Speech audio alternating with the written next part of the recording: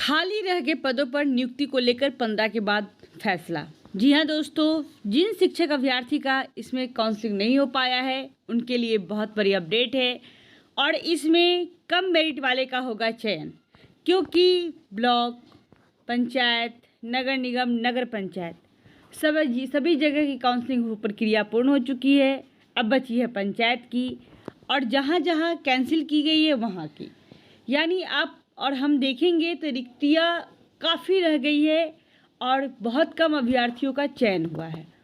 इसमें कहीं ना कहीं हमारी सरकार भी जिम्मेदार है, क्योंकि उन्होंने फॉर्म का जो सिस्टम रखा है, लॉटरी सिस्टम रखा है। हम यहाँ गए और हमारी लॉटरी लग गई, हम वहाँ गए और हमारी लॉटरी लग गई। तो इस तरीके से बहाली प्रक्रिया नहीं होती है। देखते हैं क्या अपडेट है आपके लिए। अगर आपने इस चैनल को सब्सक्राइब नहीं किया है तो इसे सब्सक्राइब कर ले, बेल आइकन को प्रेस कर ले, जिससे जितने भी नोटिफिकेशन हो सबसे पहले आपको मिले। देखते हैं, छठे चरण के लिए खाली रह गए पदों पर नियुक्ति के संदर्भ में 15 अगस्त के बाद निर्णय लिया जाएगा। शिक्षा विभाग एक उच्च स्तरीय बैठक में निर्णय करेगा कि इन नियुक्तियों को कैसे भरा जाए। यह बैठक 16 से 23 अगस्त के बीच कभी भी हो सकता है। 13 अगस्त तक काउंसलिंग खत्म होने के बाद यह आंकड़ा सामने आ जाएगा कितने पद पर योग्य उम्मीदवार नहीं मिल सके। वर्तमान ट्रेंड को देखा जाए तो 97,000 से अधिक कम पदों पर कम से कम 35 से 40% पद रिक्त रह गया। ये बात बिल्कुल सही है कि 35 से लेकर 40% तक सीट वैकेंट चली गई है। इस तरह अभी तक रिक्तियों का आकलन के आधार पर अंतिम काउंसलिंग तक करीब 30 से 40,000 पद खाली रह सकते हैं। इन पदों पर नियुक्ति और करनी होगी। दरअसल शिक्षा विभाग खाली रह जा रहे पदों पर विभाग कोई विकल्प पर मंथन करेगा। अव्वल तो उसे निर्णय लेना होगा है कि इन पदों के लिए नए सिरे से नियुक्ति के लिए शेड्यूल निकाला जाए। अगर यह संभव नहीं होगा तो इन खाली पदों को 7वें चरण में समाहित किया जाएगा। एक अन्य विकल्प है कि पदों की जरूरत की समीक्षा की जाए। दरअसल 2012 के मानक के हिसाब से छठे चरण की जो वैकेंसी निकाली गई है उस समय शिक्षकों की रिक्तियाँ 2 करोड़ 20 लाख बच्चों की संख्या के आधार पर गिनी गई थी। अब असलियत में कुल बच्चों की संख्या केवल 1 करोड़ 60 लाख रह गई। फिलहाल 15 अगस्त के बाद ही इस मामले में विभाग रुख साफ करेगी। जी हाँ दोस्तों, क्योंकि आप एक चीज़ देखेंगे तो हर जगह रिक्तियाँ बहुत ज़्यादा रह गई है। दरभंगा की बात करें या मुजफ्फरपुर की बात करें या सीतामढ़ी हो या समस्तीपुर हो, और वहाँ देखा जाए तो वहाँ जो ब्लॉक है उसकी बात करें तो अब डाटा परसेंटेज का ऐसे ही गिर जाएगा, क्योंकि जितने हायर मेरिट वाले थे, जो जुलाई काउंसलिंग का शेड्यूल था उसमें सेलेक्ट हो गए। कुछ हायर मेरिट वाले नगर निगम, नगर पंचायत, ब्लॉक और कल के पंचायत में शामिल हो जाएंगे, वो 13 तारीख की काउंसलिंग में। बचे हुए रिक्तियों पे जो हमारे कम मेरिट वाले शिक्षक अभ्यर्थी, शिक्षक साथी हैं, उनका चयन निश्चित है। बस ये चीज़ देखना है कि हम किस मेरिट पे और किस डाटा कैलकुलेशन बेस पे हम वहाँ जाए जिससे हमारा काउंसलिंग पूर्णतः हो जाए। 425 विभिन्न नियोजन इकाइयों में जारी होगा शेड्यूल। प्रदेश में अब 425 नियोजन इकाइयों में विभिन्न वजहों से काउंसलिंग स्थगित या निरस्त की गई है। इन नियोजन इकाइयों में करीब 5,000 से अधिक रिक्तियां बताई जा रही है। इनके लिए दोबारा काउंसलिंग कराने के लिए नए शेड्यूल अगस्त के अंतिम हफ्ते में संभव है। 15 अगस्त के बाद होने वाली मीटिंग में इस पर भी निर्णय लिया जाएगा। ये बहुत अच्छी खबर है कि इसमें मेरे बहुत सारे शिक्षक अभ्यर्थी शामिल हैं। किसी कारणवश उनका निरस्त हो गया था और किसी कारणवश वो इसमें शामिल नहीं हो पाए। किन्हीं का मेधा कम है तो किन्हीं के पास सिर्फ एक ऑप्शन सिर्फ सोशल साइंस का है। तो इसलिए ये चीज़ बहुत ज़रूरी है।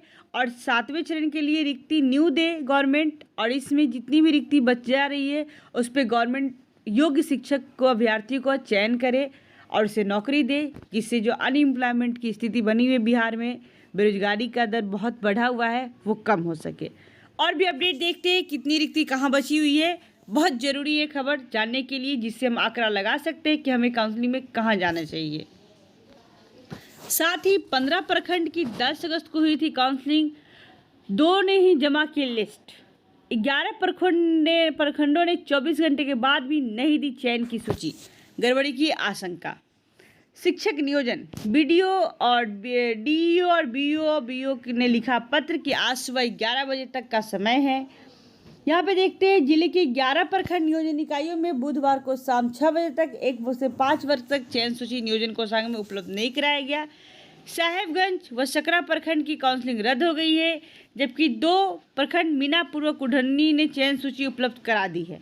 हालांकि कुछ प्रखंड ने मंगलवार को देर रात तक काउंसलिंग की प्रक्रिया पूरी की गई। इसके बाद भी पर्याप्त समय होने के बाद दूसरे दिन शाम तक सूची नहीं मिली। इस पर नाराजगी जताते हुए डीईओ ने कहा कि यह शिक्षक नियोजन में की जा रही अनियमितता का द्योतक है, जो पूरी तरह नियोजन प्रक्रिया पर संशय उत्पन्न करता है।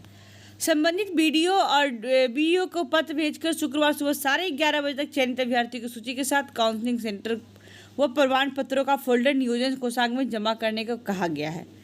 कटरा, मड़वन, बंदरा, गायघाट, मुसहरी, मुरौल, औराई, काटी, मोतीपुर, पारू और सरैया प्रखंड नियोजन इकाई की चयन सूची नहीं मिली है। इसके लिए शाम तक का इंतजार करते हैं। बोचहा से मेधा सूची तैयार नहीं। जिले के 15 प्रखंड नियोजन इकाई की काउंसलिंग मंगलवार को हुई थी। बोचहा से मेधा सूची तैयार नहीं होने का दूसरे चरण में काउंसलिंग नहीं की कराई जा सकी। अब देखते हैं थोड़ा सा रिक्तियों की संख्या और शेष रिक्ति जो बची हुई है सो। औराई की बात करते हैं तो 157 रिक्ति पद थी, जिसमें 60 बच्चे का ही चयन हुआ और 97 पद खाली रह गया। बंदरा की बात करें तो 100 रिक्ति थी, जिसमें 44 पद पे चयन हुआ और 56 पद खाली रह गए। गायघाट की बात करते तो 138 पदों पे था रिक्ति, 75 बच्चे का चयन हुआ और 63 पद खाली चला गया। वहीं कटरा की बात करते हैं 98 रिक्ति थे और 29 बच्चे का ही चयन हुआ और 69 बच्चे का पद खाली चला गया है। वहीं काटी की बात करते तो 102 बच्चे की रिक्तियाँ थी, 40 बच्चे का चयन हुआ और 62 पद खाली चला गया। कुढ़नी में 115 सीट वैकेंट था, जिसमें 55 बच्चे का चयन हुआ और 60 पद ऐसे ही बैग चला गया खाली। मुसहरी देखें तो 100 बच्चे की रिक्तियाँ थी, जिसमें 47 बच्चे का चयन हुआ और 53 पद खाली चला गया। मरवन की बात करें तो यहाँ पे 88 रिक्ति थी, जिसमें 42 बच्चे का चयन हुआ और 46 पद खाली चला गया है। मोतीपुर में 158, जिसमें 81 का चयन हुआ और 77 शेष रह गए। मुरौल में 94, जिसमें 36 का चयन हुआ और 58 शेष रह गए। मीनापुर में 56, जिसमें 21 का चयन हुआ और 35 शेष रह गए। पारू की बात करते तो 185 रिक्तियाँ थी, जिसमें 102 बच्चे का चयन हुआ और 83 पद खाली रह गए। सकरा में 151 पद पे 151 बच्चे का चयन हो गया है। वहाँ पे कोई सकरा की बात कर अच्छा यहाँ पे कैंसिल कर दी गई, इसकी वजह से चयन की रिक्ति नहीं दिखाई जा रही है। ठीक है, सकरा में 151 रिक्तियाँ थी और 151 पद खाली है, क्योंकि वहाँ पे कैंसिल है। साहेबगंज की बात करते 213 पद में 213 पद खाली है। सरैया में 152 में 76 पद बच्चे की रिक्ति हुई, 76 पद खाली चला गया।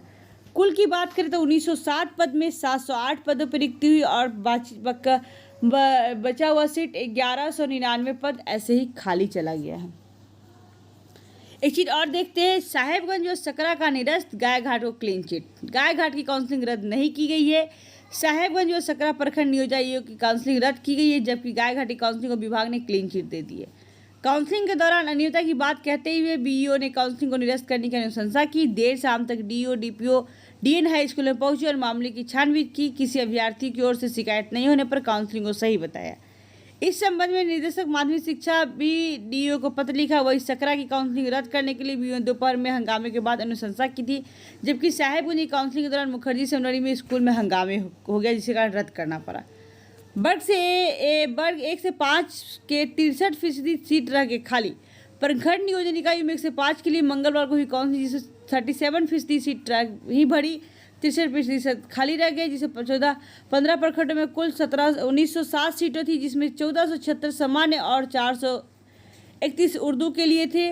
सामान्य में काउंसलिंग 662 अभ्यर्थियों का चयन हुआ, जिसमें उर्दू में केवल 48 अभ्यर्थी का चयन हुआ। सामान्य उर्दू को मिलाकर 1199 सीट खाली रह गए हैं, जो कि बहुत बड़ी बात है।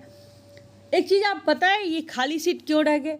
क्योंकि जो मेधा अंक था वो गिरने का नाम ही नहीं ले रहा था। देखिए, जब हम किसी एग्ज़ाम को देते हैं और क्वालिफाई करते हैं और हमारा अगर 150 का एग्ज़ाम 122 है, तो वहीं से मेधा सूची तैयार होना शुरू हो जाता है। आप कभी कॉलेज में फॉर्म अप्लाई किए होंगे कि मार्क्स बेसिस पे एडमिशन हो या मेरिट बन रहा हो, तो आपने देखा हो कि जिस बच्चे का हाई मार्क्स होता है वहीं से वो मेधा अंक बनना शुरू हो जाता है। अब सबसे जिसका हाई होगा उसका नंबर 1 रहेगा, और उससे थोड़ा लो होगा तो नंबर 2 रहेगा, उससे थोड़ा लो होगा तो नंबर 3 रहेगा। इस पोजीशन है। यही शेड्यूल यहाँ पे हमारे काउंसलिंग शेड्यूल में ये क्या है यूज किया जा रहा है। तो आई होप यू गाइज ये आपके लिए हेल्पफुल हो। आज देखते हैं ना इसी पे कितने बच्चों का चयन हो गया हुआ है और कितने का नहीं। जिसका चयन तो जैसे ही आता है मैं आप सभी के लिए वीडियो लेकर आऊँगी। Thanks for watching this video. Thank you दोस्तों। All the best for BEd exam and all the best कल के काउंसलिंग के लिए। तो आई होप यू गाइज आप सभी का सिलेक्शन हो जाए। जो तो मुझे कमेंट करके ज़रूर बताना कि आपका सिलेक्शन हो गया। Thank you.